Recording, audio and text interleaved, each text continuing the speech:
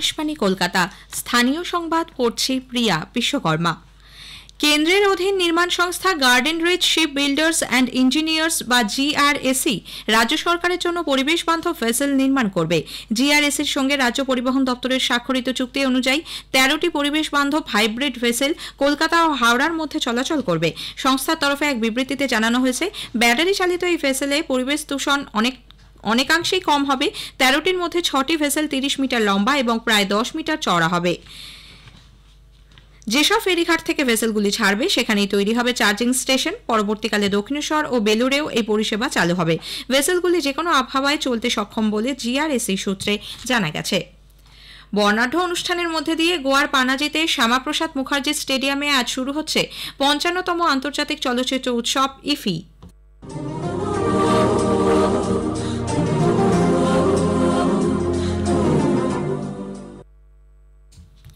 তারকাখচিত উদ্বোধনী অনুষ্ঠান শুরু হবে বিকেল 5টায়। ভারতীয় অভিনেতা অভিষেক ব্যানার্জি এবং ভূমি পেন্টকার অনুষ্ঠান পরিচালনা করবেন।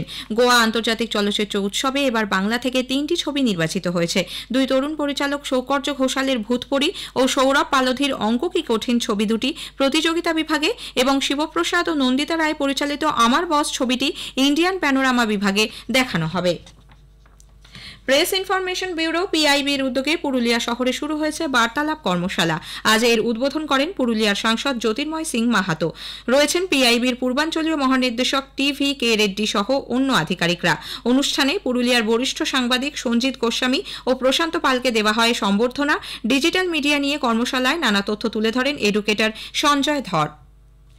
রাজ্য মেডিকেল কাউন্সিলের পদ থেকে ডাক্তার শান্তনু সেনকে সরানোর আর্জি জানিয়ে স্বাস্থ্য ভবনকে চিঠি দিলেন কাউন্সিলের সভাপতি ডাক্তার সুদীপ্ত রায়। চিঠিতে তিনি উল্লেখ করেছেন, কোনো কারণ না দেখিয়ে রাজ্য মেডিকেল কাউন্সিলের শেষ 6টি বৈঠকে অনুপস্থিত ছিলেন শান্তনু সেন। ফলে আইন অনুযায়ী তিনি এখন আর কাউন্সিলের সদস্য নন।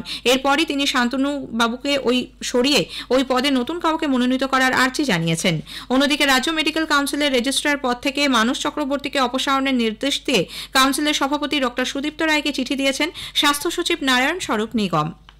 এদিকে স্বাস্থ্য পরিকাঠামো সংক্রান্ত বিভিন্ন বিষয়ে কথা বলতে চেয়ে সরকারি হাসপাতাল এবং মেডিকেল কলেজের সিনিয়র চিকিৎসকরা রাজ্য সরকারকে চিঠি দিয়েছেন।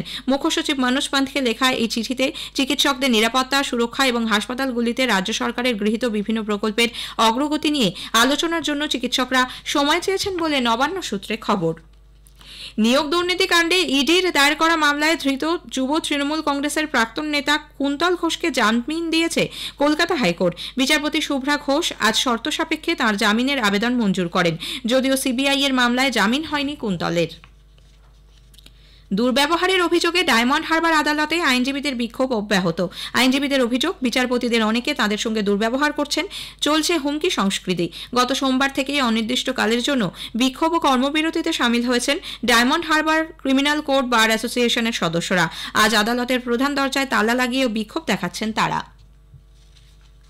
বিরসা মুন্ডার 150তম জন্মবার্ষিকী উপলক্ষে রাজ্যের আদিবাসী প্রধান ব্লকগুলিতে আজ শুরু হয়েছে জয় জোহার মেলা। পুরুলিয়া, ঝাড়গ্রাম, পশ্চিম মেদিনীপুর, বাঁকুড়া, বীরভূম, দুই বর্ধমান, হুগলি, উত্তর ও দক্ষিণ 24 পরগনা, দক্ষিণ দিনাজপুর, মালদা, জলপাইগুড়ি, দার্জিলিং ও আলিপুরদুয়ার এই 15টি জেলার 102টি ব্লকে আগামীকাল পর্যন্ত মেলা চলবে। তৃণমূল কংগ্রেসের সাংগঠনিক পরিকাঠামো পরিবর্তনের উদ্দেশ্যে দলের বিভিন্ন স্তরে রদবদলের জন্য চিন্তাভাবনা শুরু হয়েছে।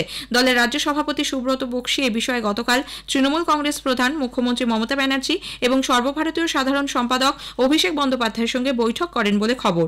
জেলা, ব্লক ও টাউন স্তরে চলবে এই রদবদল। যেসব পুরসভায় দল হারের সম্মুখীন হয়েছে সেখানেও সাংগঠনিক স্তরে কিছু পরিবর্তন আনা হবে বলে খবর। জাতীয় ফুটবল সন্তোষ ট্রফিতে আজ বাংলা গ্রুপ পর্বের ম্যাচে বিহারের বিরুদ্ধে খেলবে। কল্যাণী স্টেডিয়ামে খেলা শুরু হবে দুপুর 2টায়। প্রথম ম্যাচে বাংলা ঝাড়খণ্ডকে 4-0 এবং দ্বিতীয় ম্যাচে উত্তরপ্রদেশকে 7-0 গোলে হারিয়ে মূল পর্বে ওঠার পথে এক ধাপ এগিয়ে রয়েছে। নানা অনুষ্ঠানের মধ্যে দিয়ে আন্তর্জাতিক শিশু দিবস আজ পালিত হচ্ছে। শিশুদের অধিকার সুনিশ্চিত করতেই দিনটি পালিত হয়। এবছরের মূল ভাবনা হল প্রতিটি শিশুর অধিকার। রাষ্ট্রসংঘের সাধারণ পরিষদ 1954 সালের 20 নভেম্বরকে আন্তর্জাতিক শিশু দিবস হিসেবে ঘোষণা করে। স্থানীয় সংবাদ শেষ হলো।